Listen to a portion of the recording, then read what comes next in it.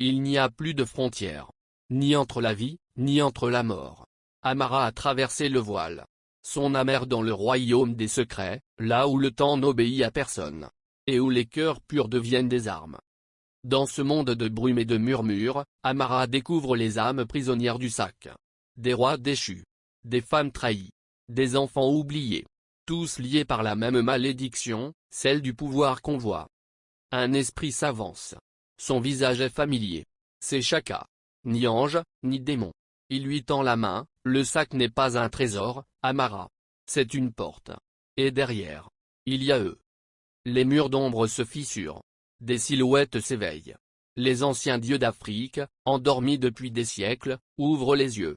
Leur colère gronde comme un orage éternel. Ils réclament leur dû. Et leur dû.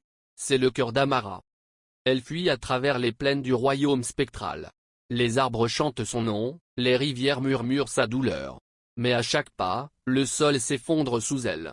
Car pour sortir de ce monde, elle doit abandonner ce qu'elle aime le plus, la mémoire de Shaka. Pendant ce temps, dans le monde des vivants, Ibra rassemble une armée. Des hommes, des sorciers, des femmes marquées par le destin. Il veut rouvrir la porte du royaume des secrets et faire plier les dieux sous sa volonté. Mais il ignore que cette porte ne s'ouvre que par le sang. Amara se dresse face à lui, entre deux mondes.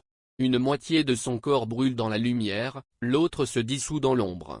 Son regard est différent, ce n'est plus celui d'une orpheline. C'est celui d'une reine entre les mondes. Quand les deux royaumes se croisent, la terre s'ouvre, les cieux s'assombrissent, et la voix du milliardaire résonne une dernière fois, ce n'est plus l'histoire d'un sac. C'est l'histoire d'une âme qui refuse de mourir. Amara disparaît dans un tourbillon d'or et de cendres. Un silence.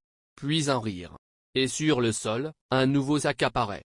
Plus sombre, plus ancien, portant une inscription gravée, celui qui ouvre le deuxième sac. Libère les dieux.